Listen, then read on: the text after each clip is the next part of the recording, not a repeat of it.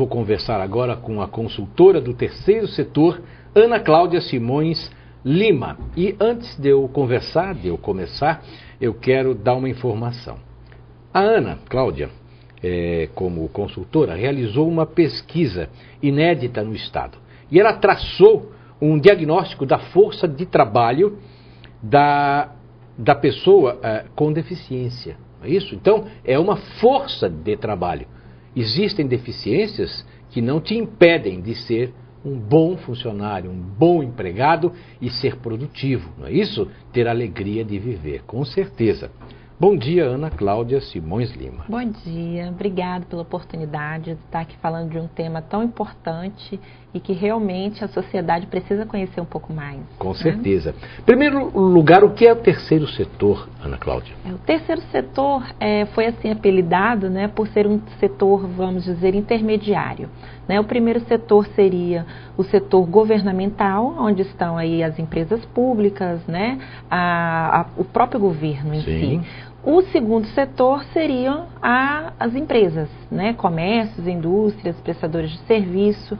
E aí eles deveriam se bastar, primeiro e segundo setor, Só que aí a sociedade civil, por volta dos anos 80, surgiu essa nomenclatura, se consolidou, mas isso já vem desde os anos 70, um pouco insatisfeita, digamos assim, com a atuação isolada do primeiro setor, resolveu se mobilizar de maneira organizada e conseguir, na verdade, alguma ação complementar paralela às ações do governo.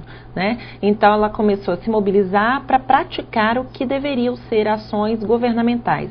Saúde, educação, cultura, e foi apelidado de terceiro setor o movimento das ONGs, das organizações não governamentais. E, inclusive, criando agora, mais recentemente, as famosas OCIPs. Na verdade, a OCIP ela é uma certificação, uma qualificação que as associações e fundações têm direito de pleitear junto ao Ministério da Justiça. Com certeza. Vamos lá.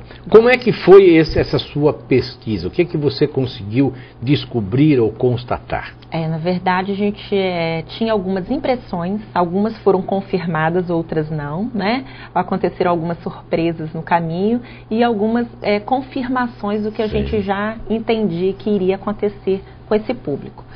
Bem, algumas empresas nos contactaram buscando um diagnóstico de pessoas com deficiência para o mercado de trabalho, Então, nós traçamos uma estratégia lá na nossa empresa e com uma equipe bem multidisciplinar, administradores, psicólogos, assistentes sociais, nós fomos a campo mapear como está a situação da pessoa com deficiência, para o mercado de trabalho.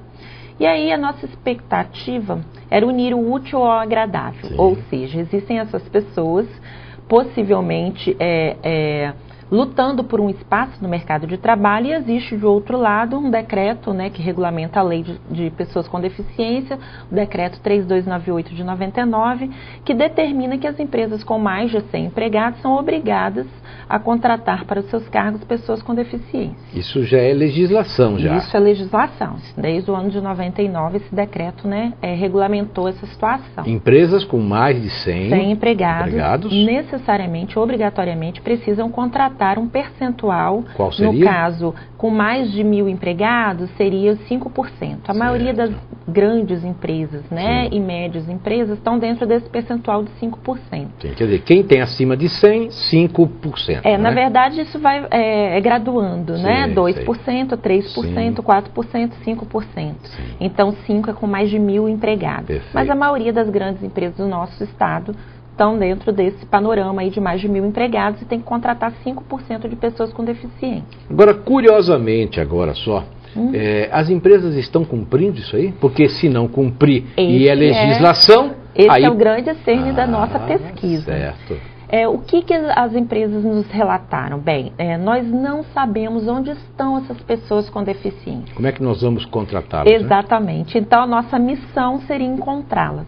E aí, para não reinventar a roda, como dizem, a gente foi pelo caminho mais lógico, mas já elaboramos um plano B, porque a gente tinha uma ideia que ia necessitar. Qual é o caminho lógico? O caminho lógico é você contactar entidades do governo e ONGs que já trabalham com esse público, Então você, pelo menos, detectar onde eles estão. Exatamente. Então a gente fez, como não existe um cadastro único, um local onde você possa encontrar quais são as pessoas jurídicas que lidam com pessoas com deficiência, Sim. a gente partiu para uma pesquisa em internet, em catálogo telefônico, então tentamos exaurir as possibilidades. Encontramos 136 possíveis pessoas jurídicas que lidam com esse público. Sim.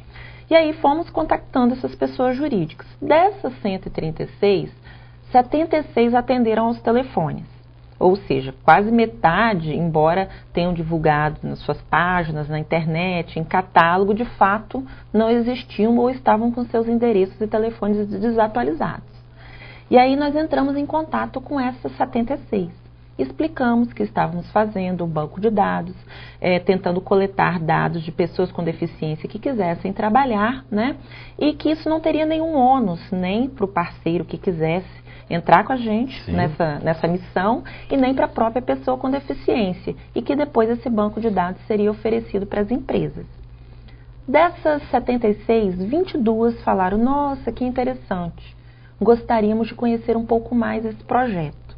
E aí nós fizemos, em 3 meses, cerca de 40, 45 reuniões, visitando todas essas ONGs e órgãos do governo. Né? Dessas 22 que sinalizaram positivamente, 8 efetivamente tomaram alguma atitude proativa para nos colocar em contato com essas pessoas com deficiência. Desses contatos, nós conseguimos 27 cadastros. 27 cadastros apenas. E assim, várias coisas nos surpreenderam. Primeiro, perceber que algumas ONGs e até mesmo alguns órgãos públicos que têm essa missão de fazer essa ponte, de fato não tinham muito interesse. Perfeito. Nessa apresentação entre as partes. Mas deu resultado, não é isso? Deu resultado, exatamente. E aí nós partimos para o plano B, que foi, através das nossas próprias iniciativas, tentar chegar nessas pessoas. Então, hoje nós temos um banco de dados com 55, 60 pessoas com deficiência, onde a gente mapeou qual a experiência, que tipo de curso fez, né, quais as funções, o tipo de dificuldade. Além de tudo, vocês estão ajudando, não é isso mesmo? A ideia é realmente fazer a ponte. Olha, empresas, aqui estão as pessoas com deficiência. Pessoas com deficiência, aqui estão as empresas. Que esse casamento dê certo. Com certeza. Você viu só como é importante ter um levantamento técnico desses, né? As pessoas com deficiência são, às vezes, não é isso? Totalmente produtivas, apesar de serem chamadas de pessoas com deficiência ou com necessidades especiais. Mas é isso aí, informações fantásticas e mostrando que todo o trabalho nessa área é bem-vindo, não é isso? Muito obrigada. Obrigado pelas suas informações. Mas antes de eu agradecê-la definitivamente, agradecer a Panificadora Nova República, muito obrigado de coração, muito obrigado pelo carinho, pela forma com que vocês nos atendem, muito obrigado mesmo. Muito obrigado ao Sebrae, parceiro do Café com Leite, Alê Chocolatier, o mais puro chocolate, que a Ana Cláudia vai levar de lembrança e vai se deliciar com isso, né? Obrigada. Obrigado a você. Alê Chocolatier também. E sucesso para você, tá bom? Obrigada. Muito obrigado mais uma vez à consultora Ana Cláudia Simões Lima pelas informações prestadas aqui. Muito obrigado a você e até o próximo programa com fé em Deus. Até lá.